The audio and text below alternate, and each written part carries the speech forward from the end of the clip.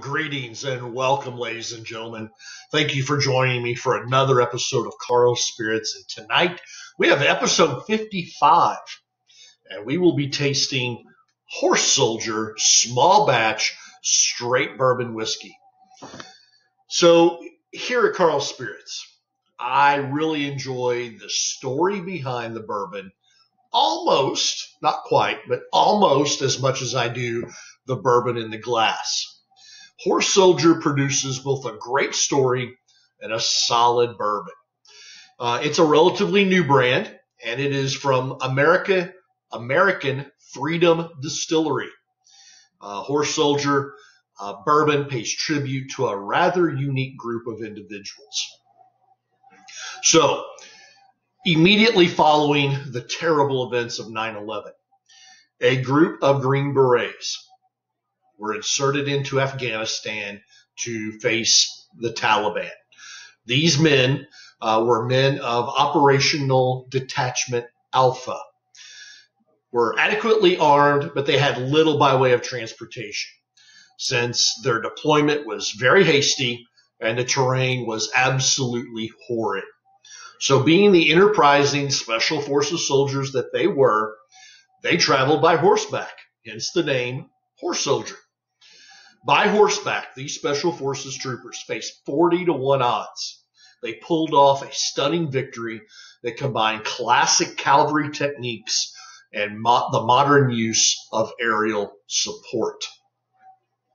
This intrepid group of Green Berets have since been honored by a statue called America's Response at Ground Zero in New York City.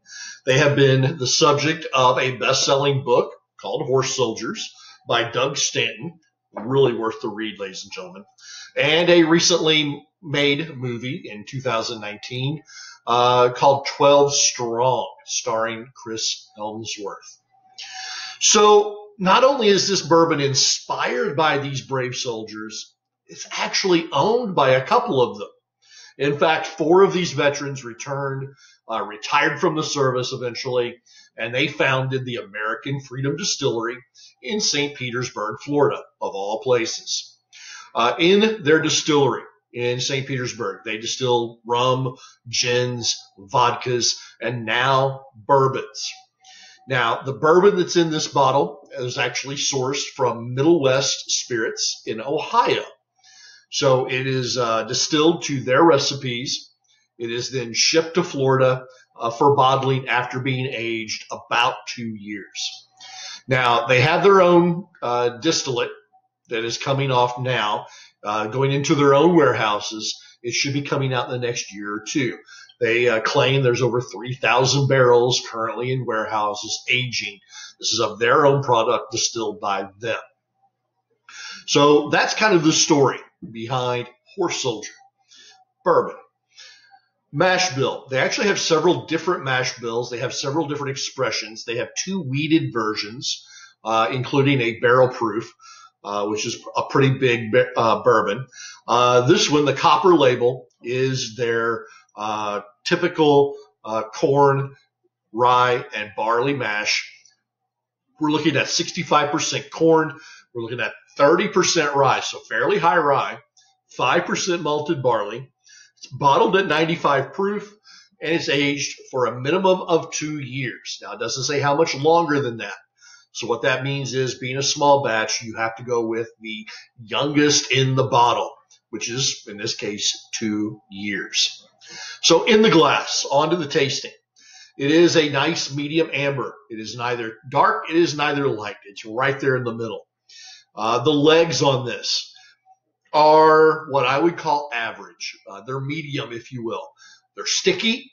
They're not fat and thick. They're not really thin. They're just average, sticky legs. Now, on to the more particular tasting notes.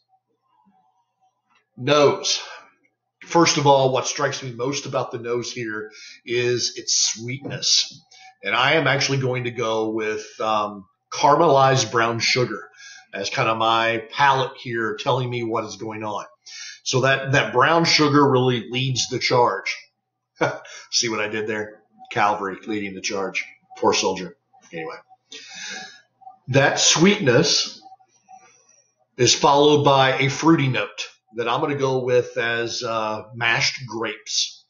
It's not sickly sweet like a mashed grape for wine. This is more white grapes in a fruit punch type of situation.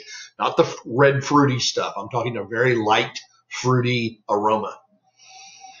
As far as taste,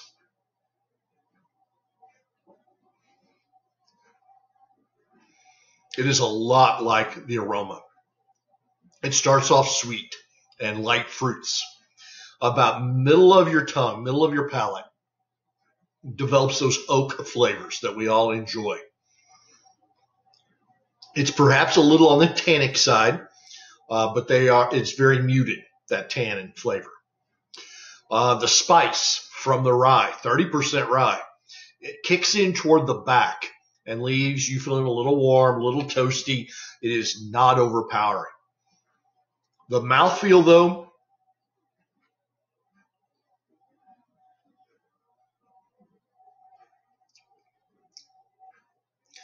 it's on the thin side. It does not particularly impress. The finish, equal parts leather and black pepper, and just a hint of ethanol. All those flavors, though, are short. They do not linger. So my takeaway is this is a 95 proof that is very approachable, and it is a very enjoyable bourbon. I love the story. Can't say I don't. I love the story. I love the bottle. Beautiful bottle. That's metal foil embossed with the Horse Soldier logo. It's got a little glass embossed arrow and crossed tomahawk, which is the insignia of the U.S. Special Forces. Beautiful bottle. I can't say I love the bourbon. I enjoy the bourbon. I can't say I love it. There's a couple of things I think really holding this bourbon back. First of all, and this is in no particular order, price. I think it's a little on the pricey side. We're looking at $40 to $50 for this expression. It is not readily available in the area. And while I find the taste enjoyable, I think the lack of finish is a problem. The flavors are there. I really enjoy those flavors. I just wish they would hang around longer. And I think this goes back to what we talked about earlier. Minimum of 2 years. I think longer aging, which hopefully will happen as this brand matures, could really rectify this issue and develop deeper flavors that last a little longer. So that's kind of where I am with that. Oh, the other thing I do like about this is that a portion of the proceeds of the sale of every bottle goes to help maintain the statue of the horse soldiers in New York at Ground Zero. Very admirable. Very appropriate.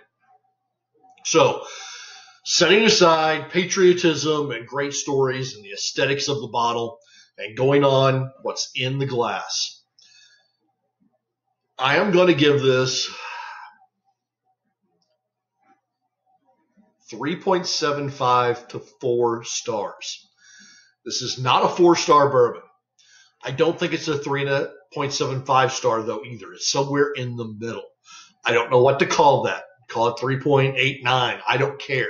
It's somewhere approaching a 4. It's not quite there. That lack of finish, that hint of ethanol, I think if they age their bourbon a little longer, a lot of those problems will go away. So anyway, that's my take. Call it a 3.75, call it a 3.89. It's not quite a 4, but it's approaching that. So ladies, gentlemen, as always, stay safe, peace, and happy pours.